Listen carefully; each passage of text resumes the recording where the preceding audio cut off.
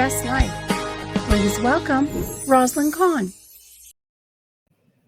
Hi, this is Rosalind coming to you from live in Dublin with Living Your Best Life with Rosalind Kahn. Here we are talking to two defined individuals who are doing a project on homeless. It's really horrible in Los Angeles, but I bet it's pretty bad here. This is Luke.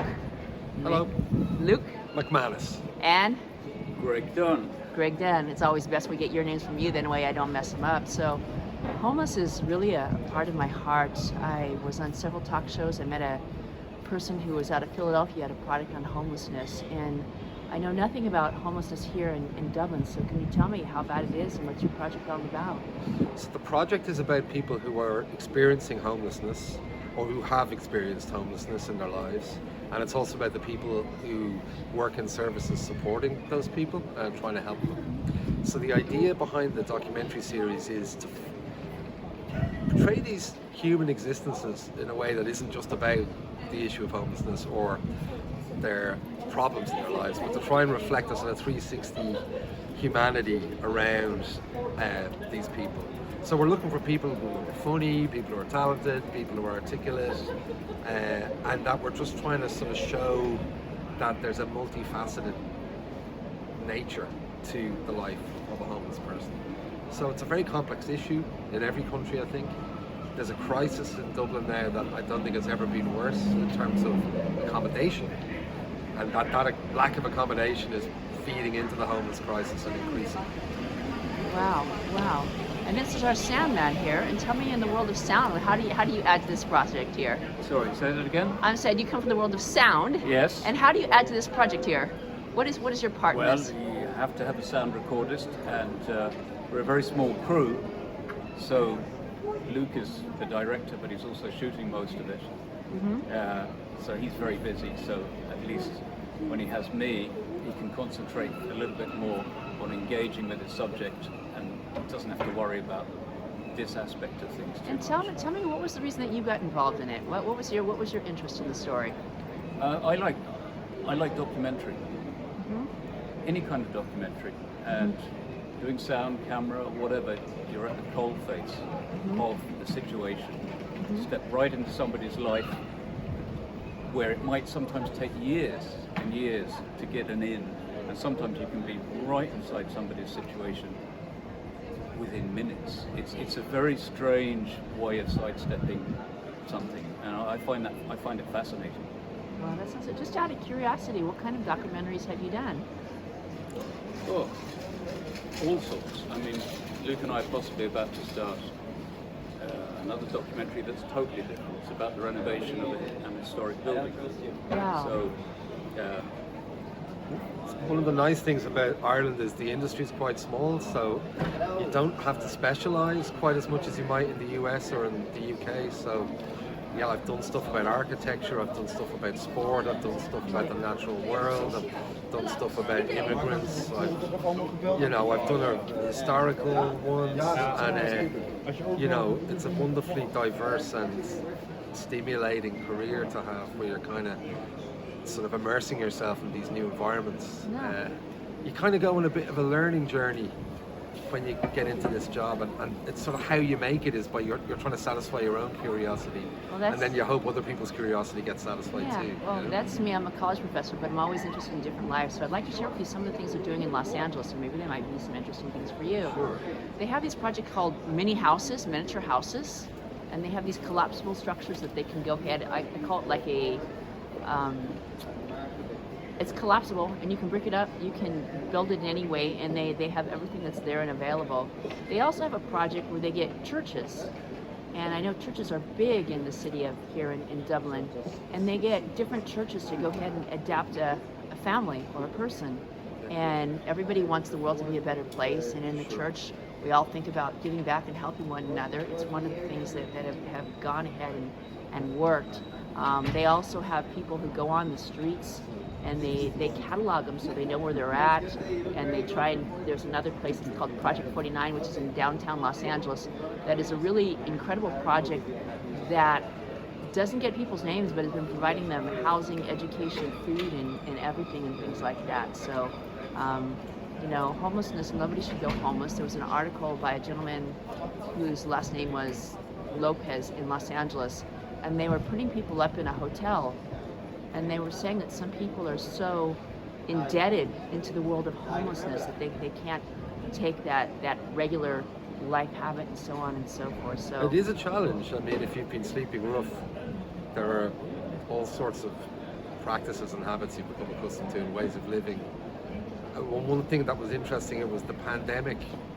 A lot of people have said was good for them as homeless people, because simultaneously there was a huge government pressure to take people into accommodation, and the tourism business collapsed here, so that there was an awful lot of hotels with rooms available. So putting homeless people into the hotels solved two problems. It gave the homeless people somewhere to live, and it kept the hotels afloat with government money, so they didn't go bust. Right. But now that you can see the city's coming back to life now, you're here, people are here from visiting from all around the world. Suddenly the pressure on hotel rooms is enormous.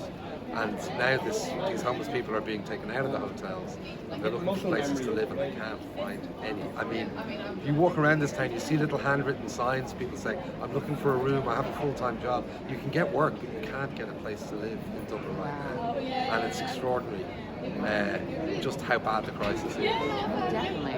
Well, it's been a phenomenal time interviewing you. Can you repeat our name for me and for our listeners, and let us know where they can follow you? And go ahead. My name is Luke McManus. You can find me at Luke McManus on Twitter. That's where to find me. Great. Gregory Dunn. You can go to stonybutter.com and you can see my work. Okay, well, my name is Rosalind Khan. The name of my TV station is called Living Your Best Life with Rosalind Khan. I have an Instagram, I have a Facebook account. Follow my YouTube, which is just Rosalind Khan. It's been a pleasure and an honor. Gratitude beyond words, and thank you from the bottom of my heart. Namaste. My grandmother had Alzheimer's, and I remember we were all in the hospital room, and for like 10 seconds she recognized who we were, and then it was gone. So it's like a thief. It's taking away memories and who you are as a person. Over 5.5 million Americans have Alzheimer's. That number may double by 2050. For more information, visit rightfocus.org. Senior Care Authority is a one-stop solution for helping you locate senior living options. We understand the care, the costs, and the safety records of hundreds of communities, from assisted living and memory care to independent living and even skilled nursing. We help families cut through the complexity to make courageous, informed decisions under difficult circumstances.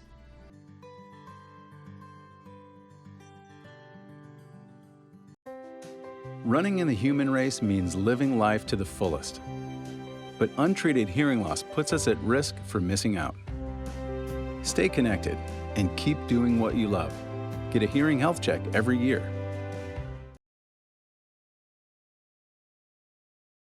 We are here today at Murray Family Farms in Venice, California, but let me tell you how I got here. I live in the San Fernando Valley, and I go to the Encino Farmers Market, and I came upon a vendor that sold cherries. And I said, do you go to multiple markets? And he said, yes. He says, let me call my cousin. And little did I know, 15 minutes later, another parking lot, the guy said, yeah. So here we are. Now this is Stephen Murray. He's with Murray Family Farms, and he has an amazing story about dropping out of school and the benefits and the beauty of going back and getting your education. So first, let's go ahead and see what he has in front of him here. Tell me what you have in front of you, my friend. So right here, these are the Kiowa giant blackberries. So we grow about 60 different kinds of blackberry relatives. This is the largest one of all of the ones that we grow. They're huge. Each one is about an inch long, or to an inch and a half, and they just taste amazing. So, on my family's farm, I collect rare and exotic fruits, and I'm currently growing about 700 species of 2,000 varieties of fruits. Now, you said you have a special ranking in California. What is that special ranking that you have? So, I have the largest private collection of fruiting plant species in the state of California. Now, how did that all begin? That's an amazing story. Well, I've been interested in rare and exotic fruit since I was really young. I started collecting basically when I was in middle school in 1999, and I've been collecting every year since then. Originally, I wanted to go to school and become a geologist, so I enrolled at Cal State Bakersfield, but then I didn't pay for my classes in time, so I got dropped from Cal State Bakersfield. I talked to my parents, and I went to Mexico to learn Spanish. And after going to Mexico, my whole point of view and worldview changed, and then I decided I wanted to grow exotic fruits, and I wanted to learn languages, and I wanted to, I wanted to do cool stuff in my life. So let me ask you a question. When you dropped out of school, what was your parents' first reaction? How did they respond to that? that was not a fun time. And so why did they decide to ship you off to Mexico? Well, at the time, I had enrolled in my classes late anyway, so my dad believed in languages and learning other languages. Both of my parents only spoke English, and I only spoke English at the time. But it was either do that or work, and I was, I think, 19 at the time. So my dad asked me if I wanted to try out going to a language school in Mexico, and I said, yeah, sure, I'll do that. And it was a really life-changing experience. I'm really glad I did it.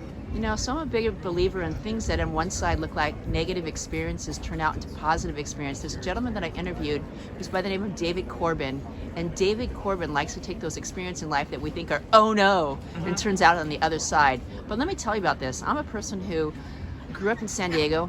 I grew up speaking English, but I also went to Hebrew school, learned Hebrew, had someone in my house that learned Spanish.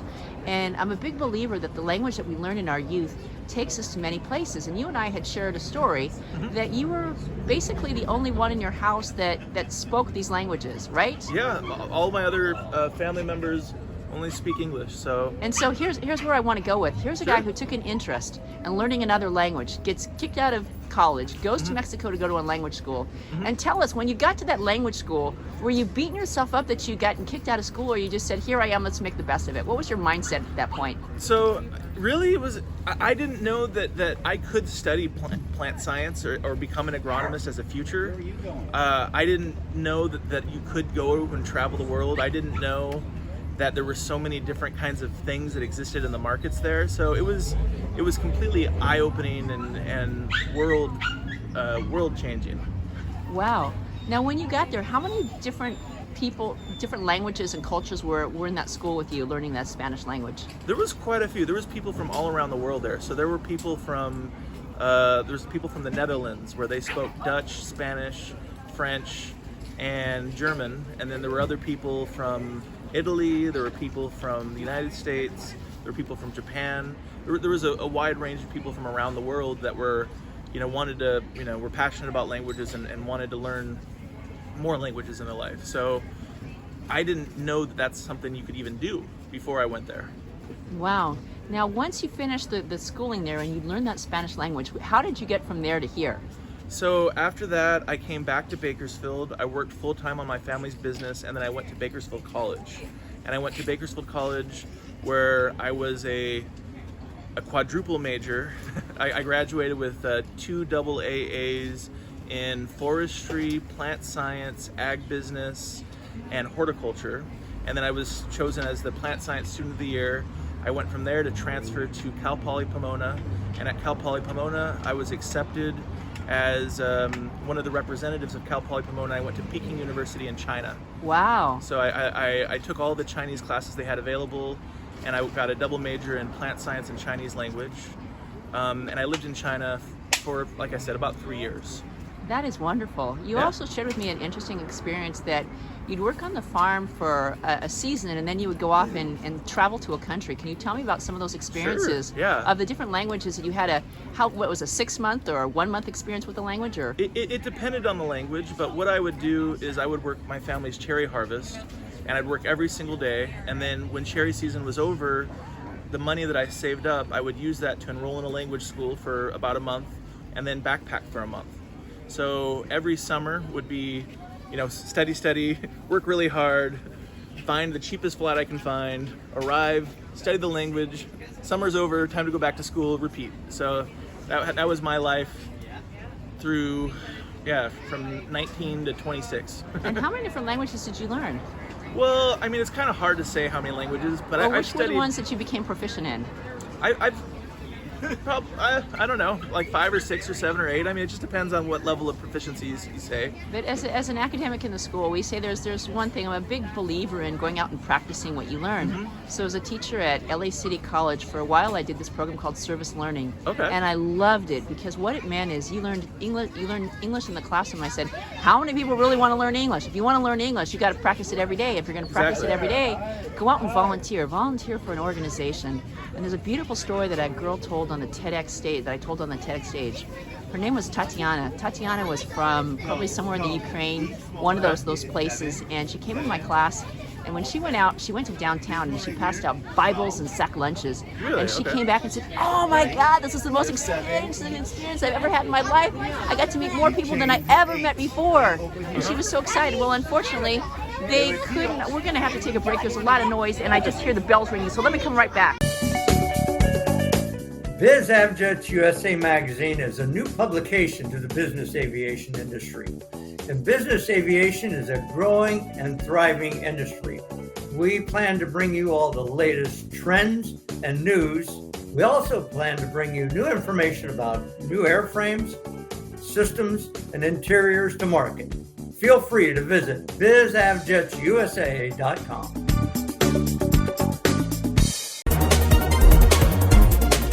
Thank you for your interest in InFlight USA and our newest publication, BizAvJets USA.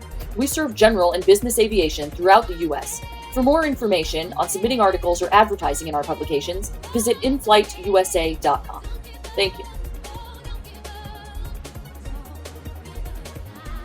For 40 years, Lighthouse Central Florida has provided education, independent life skills, and job training to thousands of Central Floridians who live with blindness or any degree of vision loss. Whether it's picking out clothes in the morning or just moving around your community and serving Orange, Seminole, and Osceola counties, contact Lighthouse Central Florida at 407-898-2483 or visit them online at lighthousecfl.org.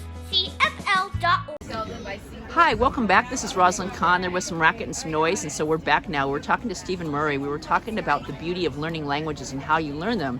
And as I noted to him, I was telling him, when I learned a language, I would tell my students they wanted to go practice them. So there was a lady named Tatiana. Tatiana then went to an organization that was helping people learn English, just like these young kids here who are at the farmers market, so gleeful and things like that. She learned this language and she invited the whole class out to her place. Tatiana was such a great student of mine, she went on to earn scholarships. She's an artist, she's a world-class chess player. Wow. But the moral of the story is, if you learn it and practice it, you cement it in your brain. So show us some of the things that we have here. Okay, Sure. So we're here on the farm. So we're an organic farm, Murray Family Farms. My name's Stephen Murray. You can see the logo right there. Right. We had the last tub of yellow peaches. We have white nectarines. We have pluots. We have white peaches. We have our Kiowa giant blackberries. We have blueberries. We have alala berries. We have these are blueberries in tubs because we have them on bulk discount. We have over here our boysenberries. Okay, hold on. Good afternoon, everybody. I'm Anna Marie with USA Aircraft Brokers, and I'm here with my colleague, Chris Walls. He's going to answer some important questions about who we are and what we do. Chris, welcome. Good afternoon. Thank you for being here today. Could you tell us a little bit about USA Aircraft Brokers and what we do? Yeah, U.S. Aircraft Brokers has been around. It's probably the largest network of area brokers in the United States. We've been around since 1991, so we've got a long history of being in the industry, reputable name. We have a large network of area brokers as well as referral agents all over the U.S. and even the world that helps us market aircraft, get aircraft to a broader network of potential buyers, and so it's been a very good company. Well, very good. Can you tell me a little bit about the different aircraft that you sell? Is it big jets or is it little Cessnas? What kind do you sell? We actually we have a very broad inventory of aircraft. Everything from large aircraft, regional aircraft, business aircraft, your single engine or twins, helicopters, just whatever aircraft that you can imagine. Perfect. Well, I thank you so much for taking the time to answer those two questions. If you ever need any help with selling or buying an aircraft, you can call me or Chris. What's your phone number, Chris? 850-637-6125. Thank you so much.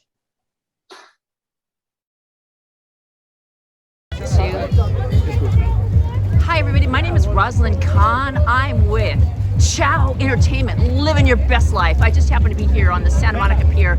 I saw this amazing feat. You will see the photograph of this guy jumping over 4 bodies. He said he was self-taught. Take it away, my friend. What's your name? My name is Chase Pyramid, and I'm a part of the LAB Hitters. I've been doing this for 10 years now, me and my group. We're all types of different dancers, acrobat, different dance styles, and we have people from all over the world, ranging from Colombia, Korea, Thailand, Texas, all over the world.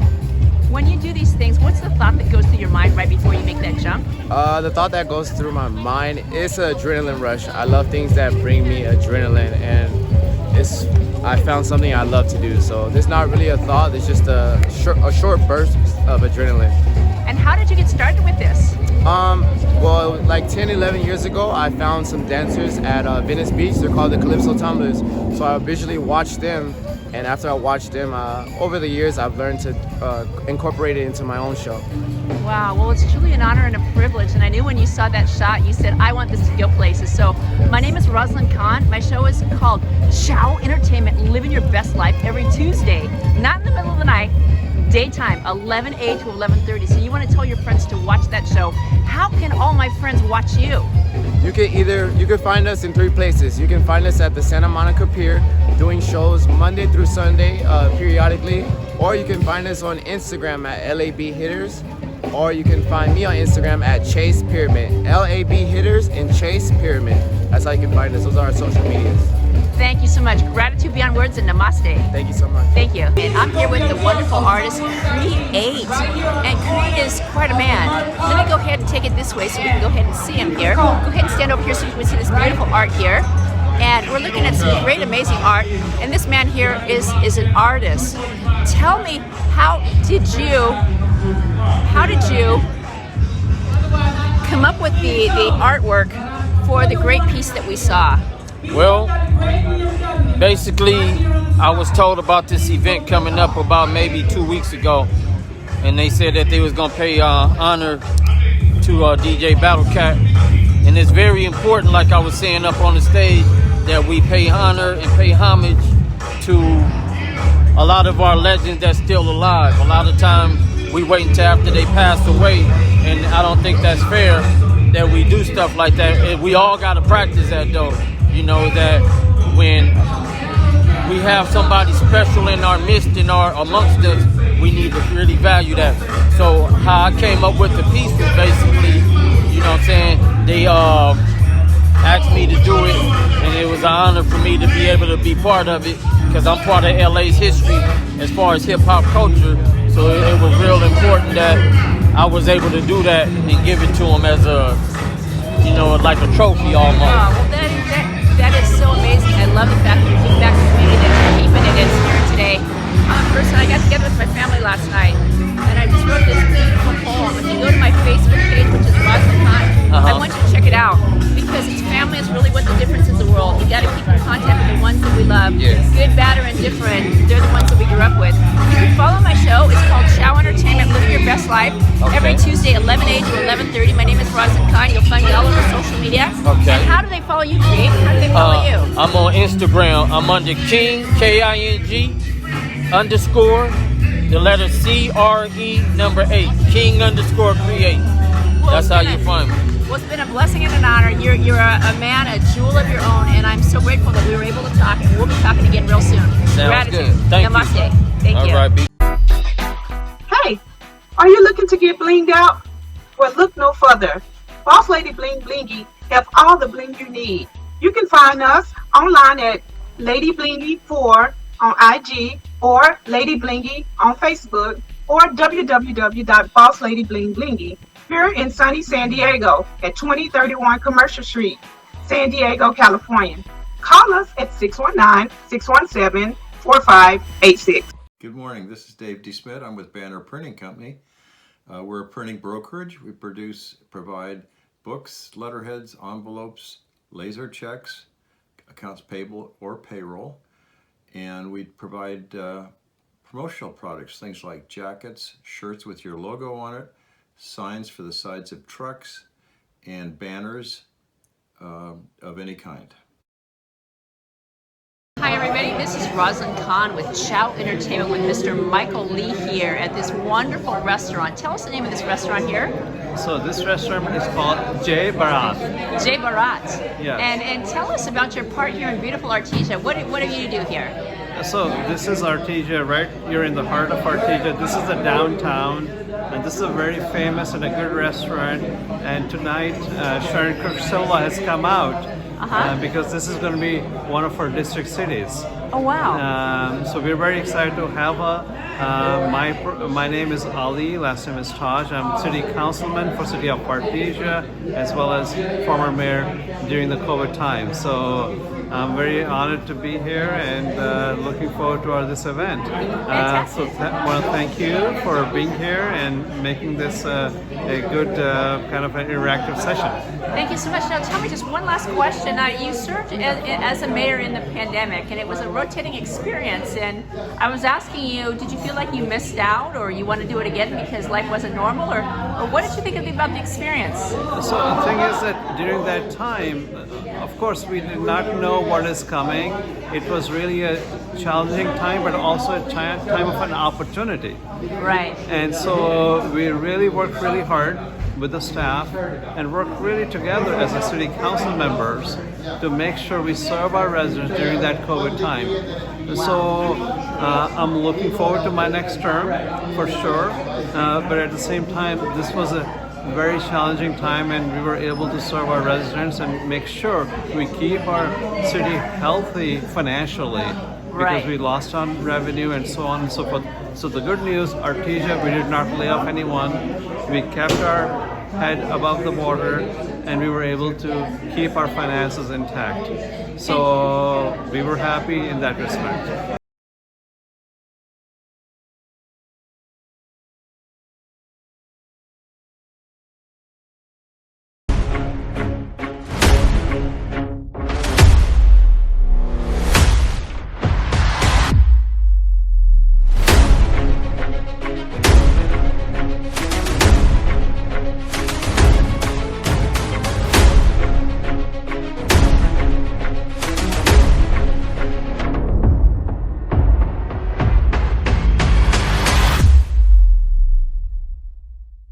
Nurse Access Staffing is seeking experienced RN and LVNs. For more information, call us at 818-697-4484 or check us out on our website, nurseaccessstaffing.com.